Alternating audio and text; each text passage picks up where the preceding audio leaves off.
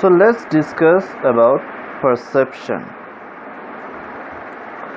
Perception means how people perceive the environment around them. Perception is the nature of the people by which they can sense the environment or react to the environment. That means how people will react or feel or receive the environment around them. Suppose after watching a brand new car, someone says a nice car, or after watching a boring movie, someone says a disgusting movie.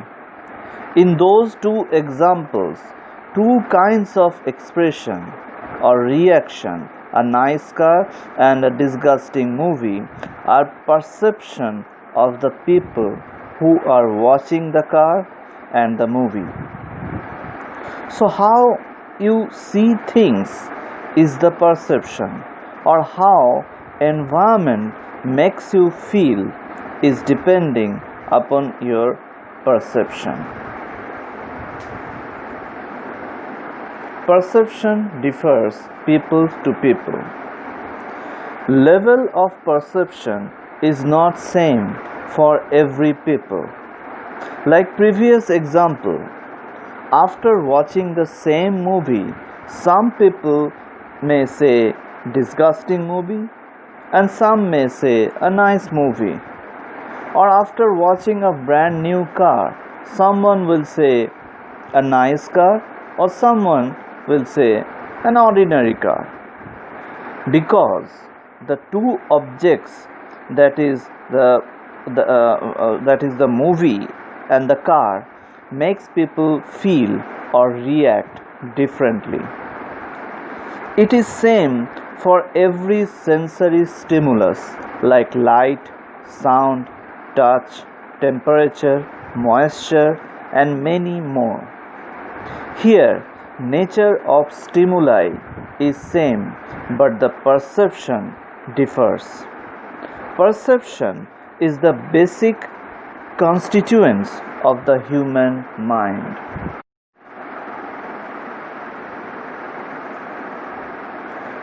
Perception and sensation are different. In most occasions, people misunderstood the concept of sensation and perception as if they are same.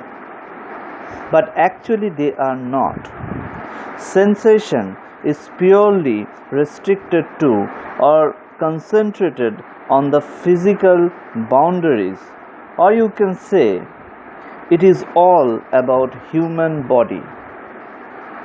Our body responds to stimuli like sound, touch, light, and many other things.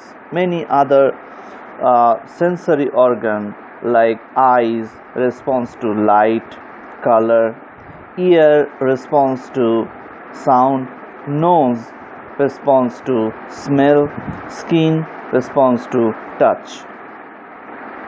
After receiving those stimulus, sense organ react, that is called sensation. This is why those organs are called sensory organs.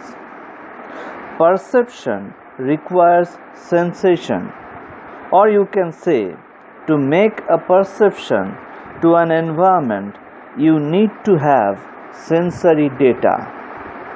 But that getting all the sensory data, we are filtering, modifying, changing to make a perception. Let me give you an example. After hearing a music, some may perceived as a nice music. Some may perceive as a horrible music. In both cases, sensation is same, which means in both the cases, ear are able to sense the sound, but the sound or the music is being perceived by two people differently because the sensory data are being filtered, modified, and changed differently by different people. That is why Uday Parikh says perception can be defined as the process of receiving, organizing, interpreting, checking, and reacting to sensory stimuli or data. Now let's discuss about the process of perception. Perception works like an organizational system. Any system has input, process, and output, same as the way of perception. Like we receive stimuli as inputs, then we select, interpret, organize, and process, and lastly we react as output. So let's discuss it in details. So first step of process of perception is receiving the stimuli. Receiving different stimuli are done by 5 sensory organs: eye, ear, nose, tongue, skin. So it is basically a physiological aspect. After receiving the stimuli, second process is the selection of stimuli. After receiving the stimuli, we are selecting some of them. We should remember that not all stimuli are important for us. That's why all the stimuli are not adapted or given value. We give value or we adopt those stimuli which are important for us. They are not being randomly adapted or valued. Selection is depending upon external and internal factors.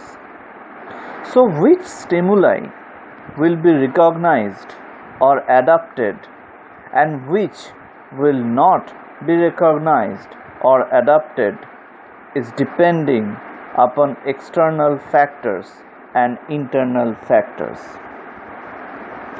External factors are including size, intensity, movement, repetition of the stimuli, and the internal factor includes age, gender, learning interest. Selective perception. So we select or adopt or reject is basically depending our demography, our interest, and also amount, intensity, and frequency of stimuli. That's why the process is called selective perception. Figure ground principle. In this principle, those stimuli which are considered to be important for us or considered to be meaningful to us and worth adopted are called figure, whereas those which are not important and considered to be rejected are called the ground. Relevancy.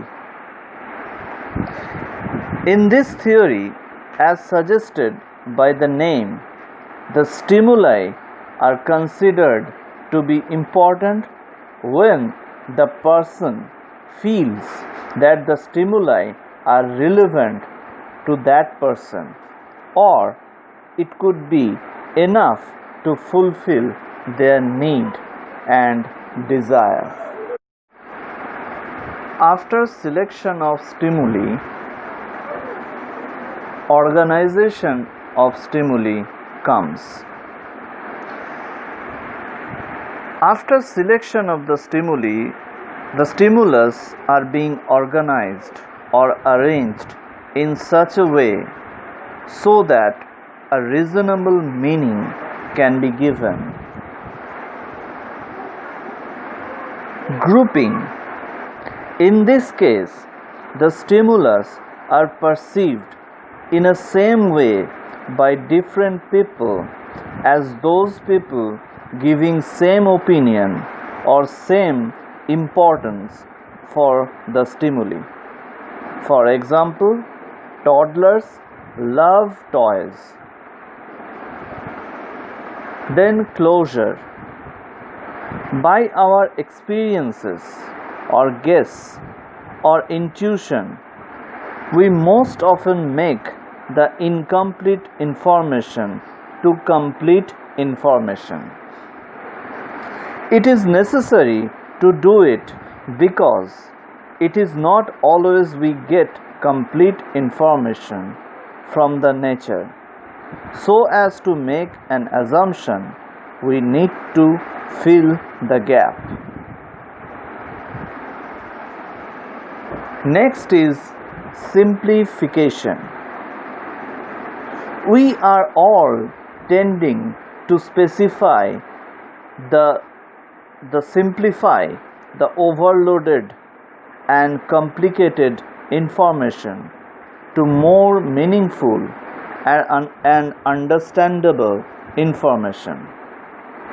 We are always try to exclude the unimportant information and try to include the relevant information so as to make it easier to grasp.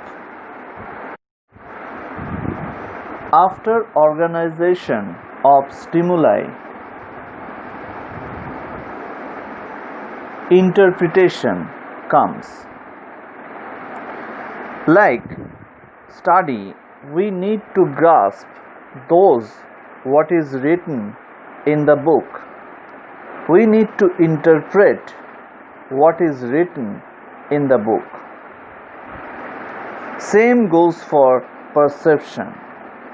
After stimulus are being collected, organized, there will be no use of those until they are being interpreted properly or a reasonable meaning is drawn from those data. 6 factors are influencing the process of interpretation. We're gonna discuss one by one. First one, as you can see, halo effect.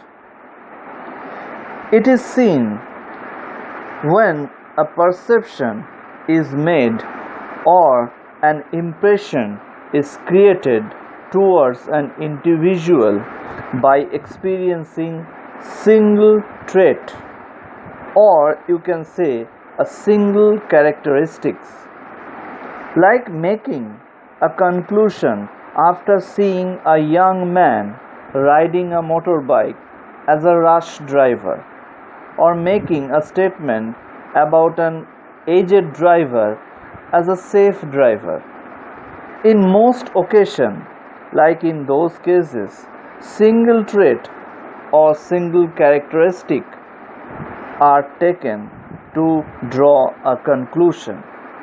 In both the cases, reality could be entirely different.